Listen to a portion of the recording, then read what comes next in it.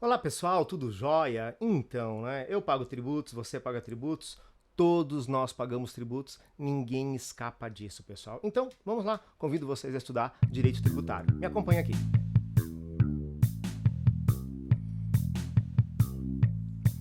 Beleza, pessoal, eu sou o professor Rodrigo Cavalheiro Rodrigues, você está aqui comigo no meu canal, o Mapeando Direito, e nós vamos agora começar a estudar direito tributário. Essa sequência de aulas, nessa playlist aqui, tá? São aulas introdutórias, né? O que a gente precisa saber a princípio para começar um bom estudo de direito tributário. Então, vamos lá, né? Sem mais delongas, um conceito bem sintético, bem simples de direito tributário. O que é o direito tributário? Direito tributário é a disciplina jurídica dos tributos, segundo Luciano Amaro. Poxa, a gente tem que começar esse estudo entendendo o que é o direito tributário. Mas essa frase está simples demais, né, gente? Direito tributário é a disciplina jurídica dos tributos. Vamos tentar entender isso? Bem, deixa eu falar uma coisa para vocês então. Para entender bem o direito tributário, inicialmente precisamos de alguns conceitos básicos de outras disciplinas, tá? Não é à toa que direito tributário não costuma ser selecionado no início das faculdades de direito. Nós precisamos de alguns conhecimentos prévios. Por exemplo, os principais conhecimentos que precisamos são esses aqui: direito das obrigações, direito administrativo e também direito constitucional. É claro, né, que principalmente o direito constitucional é importante para todas as disciplinas. Mas deixa eu explicar para vocês por que aqui no direito tributário essas três disciplinas são muito importantes. O que eu quero lá do direito das obrigações? Lá no direito das obrigações, nós estudamos esse fenômeno.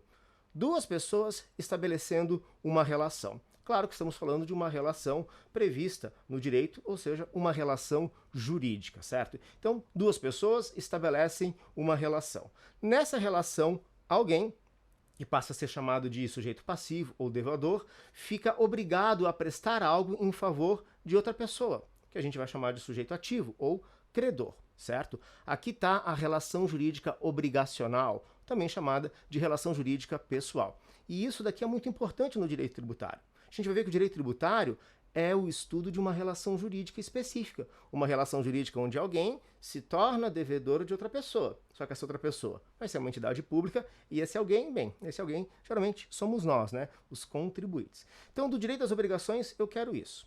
Uma relação jurídica pessoal onde alguém se torna devedor de uma prestação em favor de outra pessoa. Beleza? Daí lá no direito às obrigações vem todo aquele grande estudo de como pagar, a quem pagar, quando pagar e os efeitos do inadimplemento. Tudo isso é importante aqui no direito tributário também. Só que lá no direito às obrigações, ainda que tudo venha da norma jurídica, direta ou indiretamente, mas lá no direito às obrigações costuma-se citar o acordo de vontades como a principal fonte das obrigações.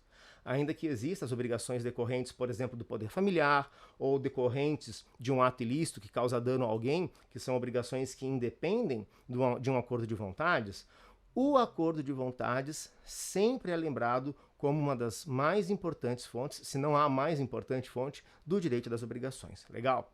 Agora, quando a gente faz a transição para o direito tributário, a gente vai ter que tirar esse acordo de vontades, certo? Bem, antes disso, vamos lá no direito administrativo? O que é que eu quero do direito administrativo aqui no direito tributário? Nessa relação jurídica, nós vamos tirar uma das pessoas físicas e substituir por uma pessoa jurídica do direito público. Então está aqui, mesma relação jurídica, alguém se torna devedor de outro, só que esta pessoa, e nota que aqui no esquema eu coloquei nos dois polos, sujeito ativo ou passivo, é porque a administração pública, União, Estados, Distrito Federal e municípios. Aqui nesse esquema estou mencionando somente a administração pública direta. Temos também a administração pública indireta, tá? E todas essas entidades da administração, seja direta ou indireta, firmam, travam relações jurídicas, ou seja, tornam-se credoras ou devedoras numa relação jurídica obrigacional, só que no direito tributário eu quero em especial as entidades da administração direta e geralmente elas vão aparecer no polo credor, porque nós, particulares, contribuintes, vamos aparecer no polo devedor, né? Nos tornamos devedores de uma obrigação, e vamos entender que é uma obrigação tributária, em favor dessas entidades da administração pública. Então, lá do direito administrativo, traz todo o estudo sobre essas entidades públicas, seus órgãos, competência de seus agentes e por aí vai.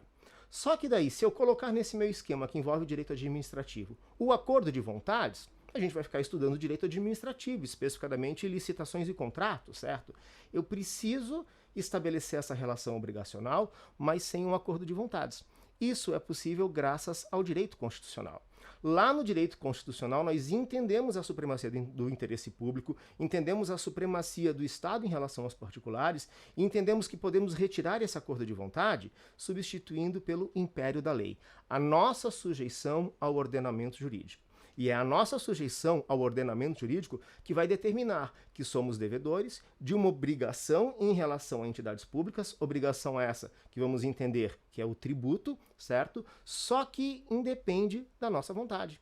Nenhum de nós foi até Brasília e assinou um contrato com o presidente da República ou o ministro da Economia para pagar algum tipo de tributo. De forma alguma. Vamos combinar, né?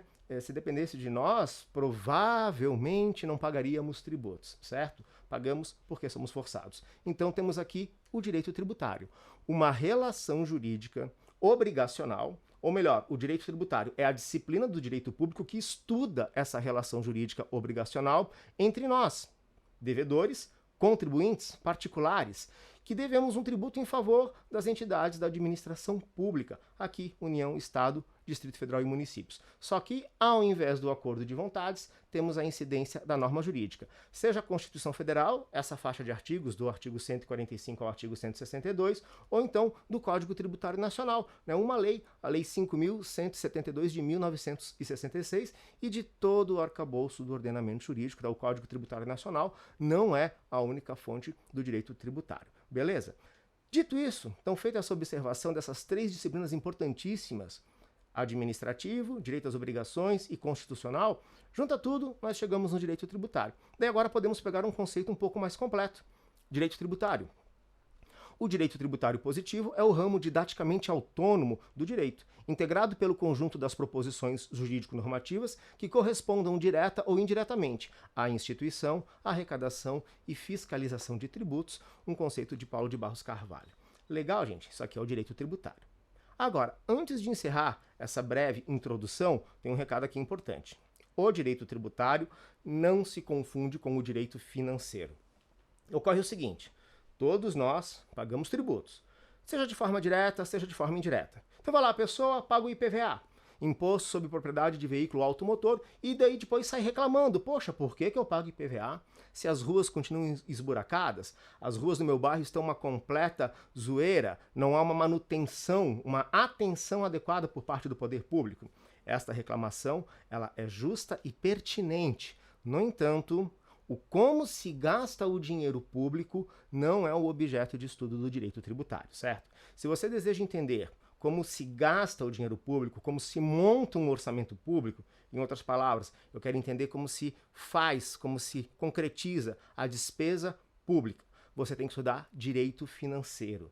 O direito tributário vai se preocupar exclusivamente com a parte da arrecadação, ou seja, como se forma a receita dos poderes, né? Melhor, a receita das entidades públicas. Agora, o equilíbrio entre receita e despesa já é direito financeiro, tá? Então, ainda que seja muito pertinente e válida a reclamação de todos nós de como o nosso dinheiro, ou seja, como o dinheiro público arrecadado através dos impostos é gasto, isso realmente é uma preocupação muito importante, não é uma preocupação do direito tributário. Preocupação da economia, da política econômica, em especial do direito financeiro. Então eu fecho com esse quadro aqui. Quer estudar direito tributário? Então a gente vai estudar a relação jurídica entre contribuinte e Estado, palavra Estado aqui no seu sentido amplo. Quando você desejar estudar o orçamento público, receita e despesa, daí você tem que estudar direito financeiro. Quer conhecer, quer estudar apenas as entidades públicas? Direito administrativo.